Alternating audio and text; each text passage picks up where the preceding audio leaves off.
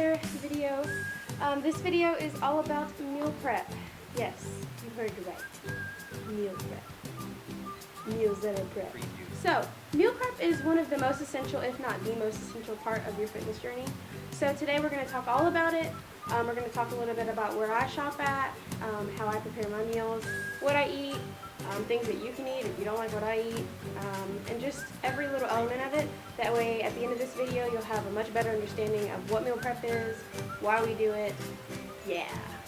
Alright, so let's get right to it. So, first and foremost, I shop at Walmart, Aldi, and Kroger. I get most of my groceries from Walmart. I go to Aldi for some specialty goods. They have a line called Fit and Active, and they have a bunch of really good like granola bars. And Kroger is where I usually go to get my meat. However, sometimes it doesn't always work out that way. Kroger usually has really good deals on fish and their chicken breasts, like the actual fresh chicken breast. However, when I buy frozen chicken breast, I usually get that from Walmart. Alright, so containers. If you want a meal prep, you need to have lots and lots of food containers. So, I get mine from the Dollar Tree. Yeah, you get like 4 in a pack per $1.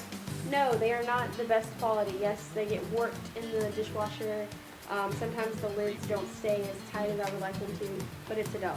If you want, feel free to go out and spend $10 on Tupperware. However, I choose to spend more money on the quality of my food or instead of the container, because it doesn't stay in this thing too long. Like, I eat it pretty quickly. Alright, so let's talk a little bit about your basic meal.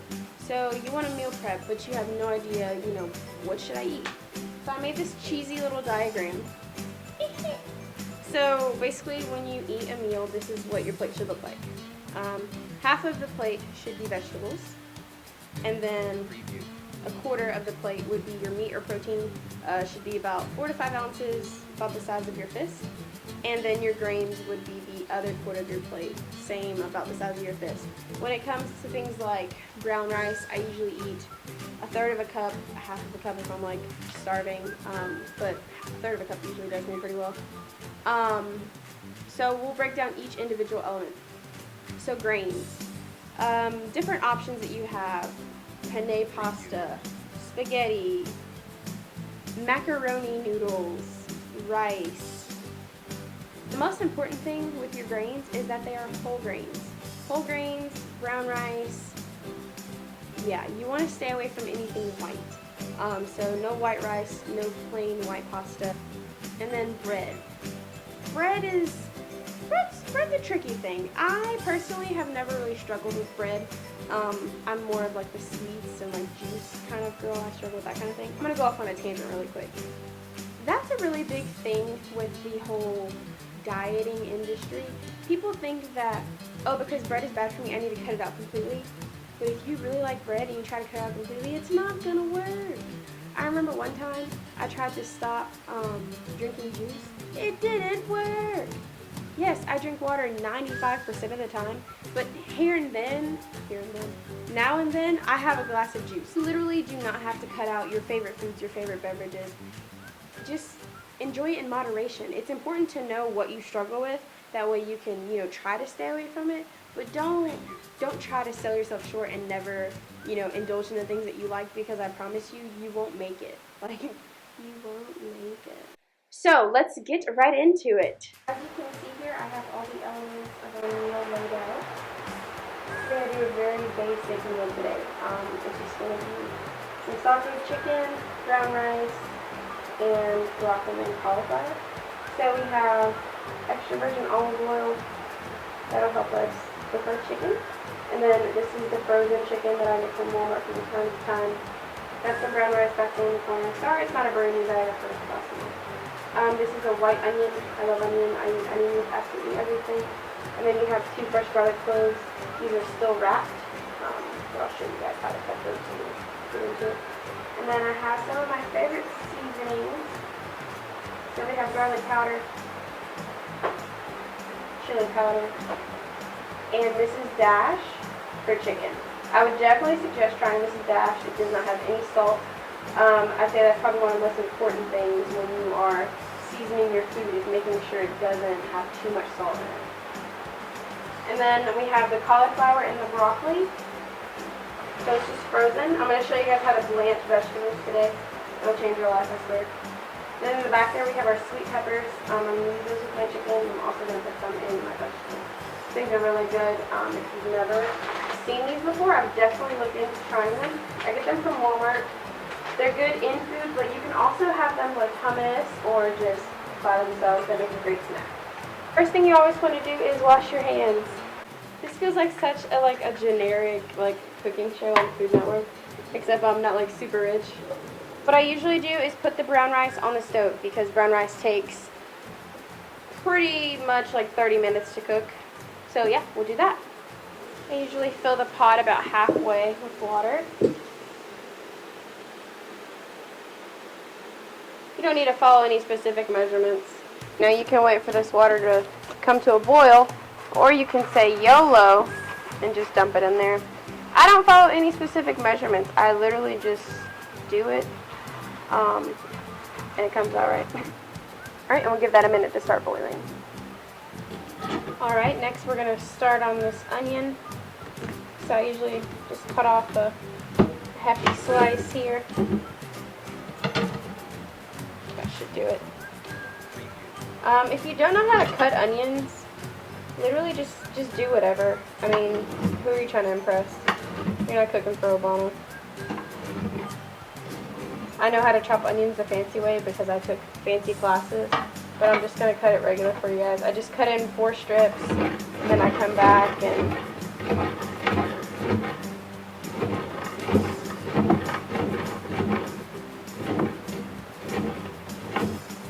there you have it, chopped onion. Move that off to the side. And then, okay, garlic. So to get this awkward casing shell thing off, just lay the garlic down, squish your knife with it, and then it comes right off. And then same procedure, you just want to chop it up. I would suggest chopping your garlic very fine because, you know, garlic has a very strong, pungent flavor. Unless you're trying to scare some vampires. Or is that onions? It's either garlic or onion. Either way, this combination, you are safe from vampires. And there you have it, folks. Chopped onion and chopped garlic. Get your onion, put it in a bowl.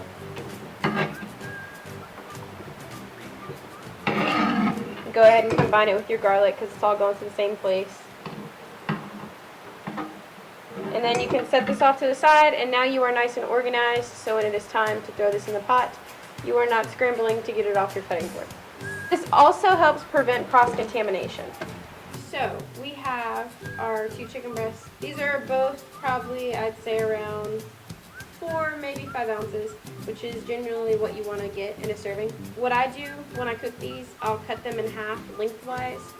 That just makes the chicken thinner. It's easier to cook that way. It'll be more moist because you're not spending so much time cooking it all the way through that the outsides get dry just so that the inside is cooked. Hope that made sense. Also, it's better for seasoning when you butterfly the chicken because the seasoning can get, you know, all the way through the chicken in a short amount of time. When I meal prep, I typically don't marinate my meat unless it's some special recipe I found. I usually season it and cook it right then. So defrosting. You can let it sit in, you know, room temperature water for a certain amount of time. I ain't got the patience for that, so I use the microwave. They say microwaves cause cancer.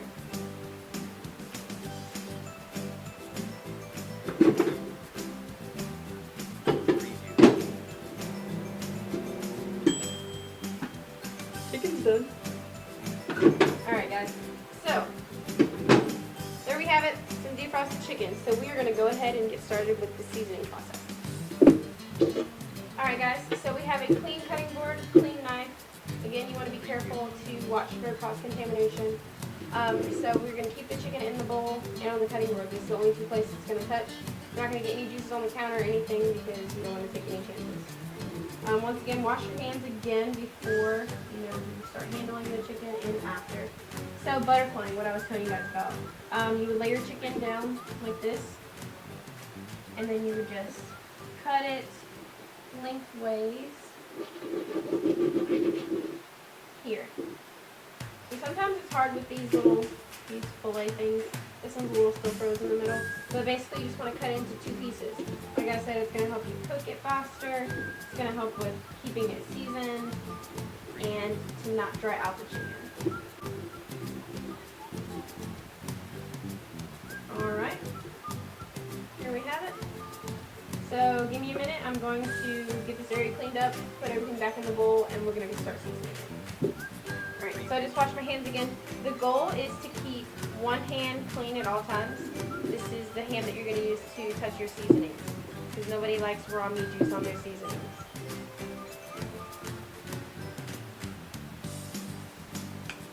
So the designated hand is going to be the left one. So this is the Mrs. Dash chicken seasoning. Very good. I can't really explain the flavor. I guess I'll just write very good on there. I don't know. So sprinkle, sprinkle, sprinkle, sprinkle, flip it, sprinkle. The good thing about Mrs. Dash is it's salt free, so you can literally put as much as you want. She does have spicier seasonings. I'm not really into spicy meat today. Garlic powder is always an essential for me, even if it's not really a garlicky kind of meal. Just complements the flavor of the chicken usually.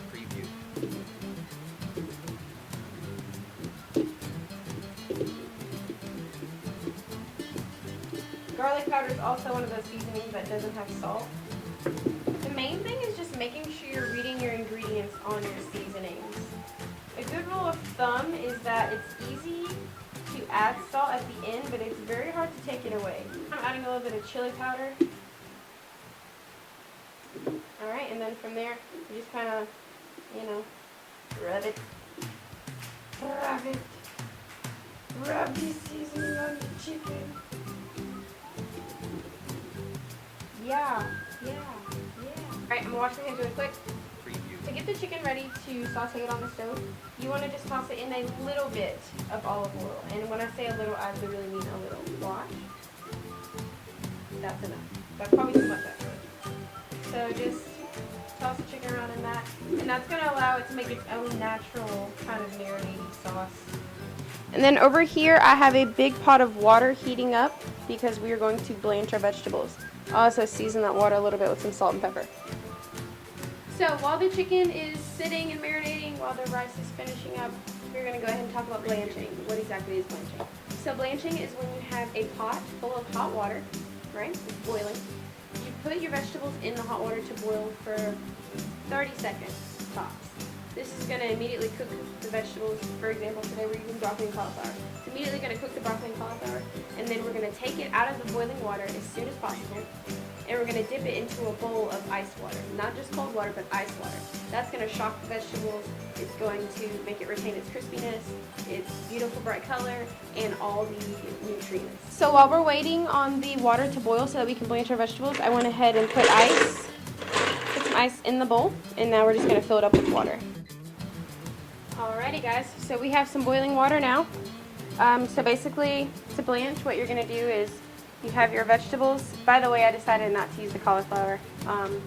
So you just want to get a ladle, some kind of slotted spoon, and just dump them in there. Sit for a minute, let it come to a boil again. Like I said, 30 to 45 seconds tops.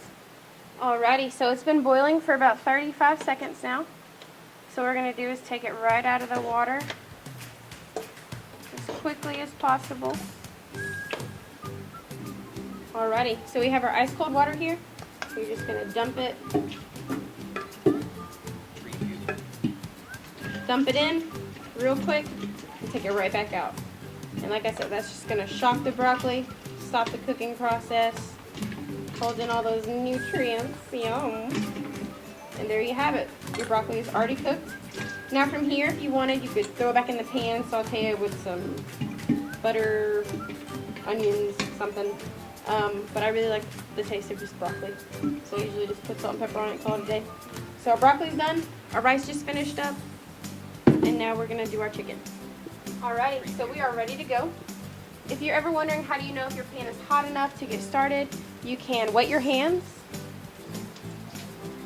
and just throw a splash of water. It sizzles. Game time. Alright, so to start, We're gonna put our onions, our peppers, and our garlic. I apologize, I forgot to show you guys me chopping up the peppers, but obviously I did that. So we're just gonna dump that in the pan. We're gonna sautizzle it. Oh wow, I'm getting messy. You want to saute it until the onions and the garlic become translucent. That is how you know it is ready. Also, if you want to spice it up a little bit, you can add white wine to the pan. This is just the basic white wine that I use for cooking. I don't usually drink it.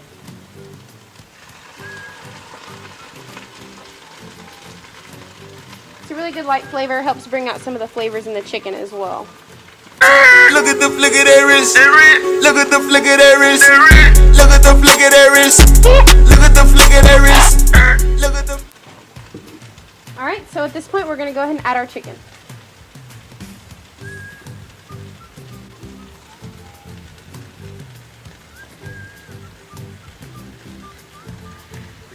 I usually just do 2 at a time.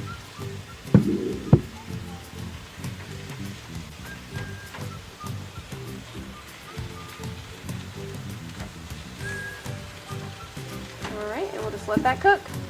Alright, so after about 2 minutes, you want to go ahead and flip it. With regular chicken, you wouldn't be able to do this, but because you butterflied it and cut it in half, you're reducing the cooking time. If your pan dries out, feel free to add more wine, vinegar, a little bit of oil, whatever you like to cook with.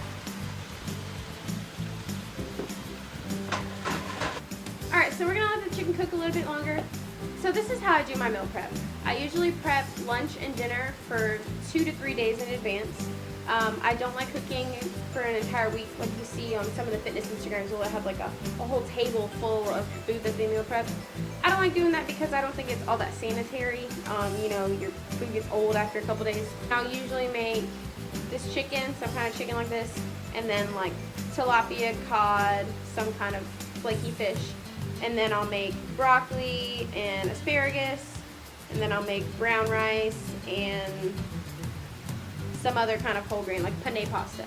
And then what I'll do is I'll just mix and match every day. So one day I might have tilapia, broccoli, rice, and then I might have tilapia, asparagus, penne, you know, just mixing it up so that you're never getting bored. A common complaint I get about meal prep is, oh, I hate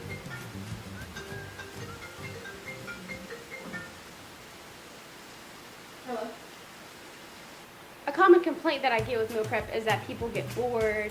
Oh, I don't want to eat the same thing every day.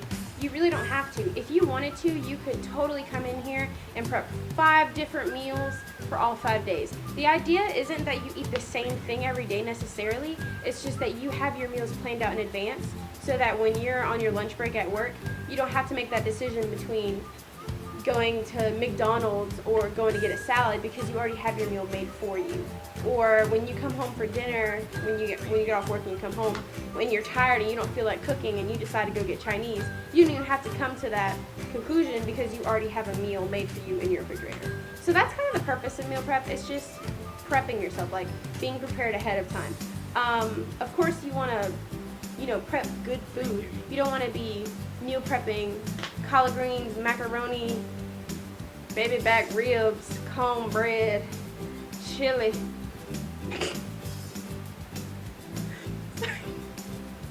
So yeah, just make good food. Like I said in my last video, Pinterest, man. Pinterest will save your life. Just Google like good meal prep recipes. One of the things I really like to do, make ground turkey, brown rice, onions, peppers. You just make it into like a bowl of mixed things, like Chipotle almost. Another thing I like to make, vegetable lasagna. Literally, instead of making, you know, lasagna with just meat, you do layers of squash, layers of zucchini, layers of whatever vegetable your heart desires. So yeah, the options are really endless. Like, be creative with it. I went ahead and put on the next 2 pieces of chicken, so once that finishes up, I'll go ahead and show you guys how to plate and portion your food out. Alrighty guys, so here we are. We have the broccoli, the rice, and the chicken. So I only have 2 containers here because I'm pretty sure I only made enough broccoli for 2. So basically this would be meal prep for 1 day. Of course, you know, double the recipe. If you want more, make more. So we'll start with the chicken. I butterflied it, so the pieces are a little bit smaller. But I mean, it's still equivalent to the 1 chicken breast a piece. Keep all those peppers and onions in there.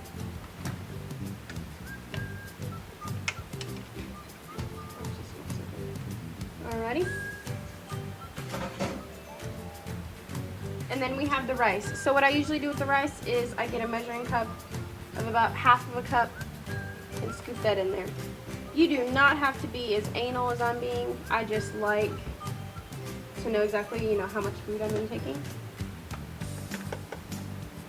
Alright, so half a cup of rice.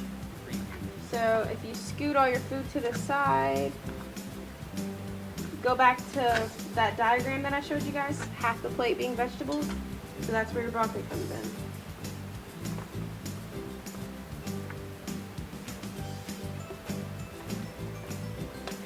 Oh wow, that's perfect.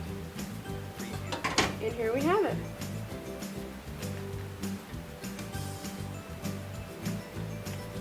So then you're just going to put on your lids, put it in the fridge, and if you want, you can label it Monday's lunch, Tuesday's dinner, so on and so forth, or you can just grab it. I usually just grab it, to be honest. Yeah, there you go, people. That is meal prep. That's really it. So just take what I showed you today.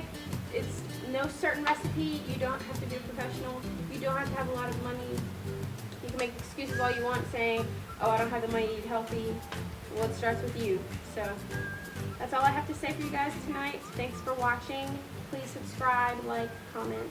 You guys aren't commenting. I'll be back hopefully next week. My internship is crazy. I have no life. But hopefully I'll be back next week with something even better for you guys.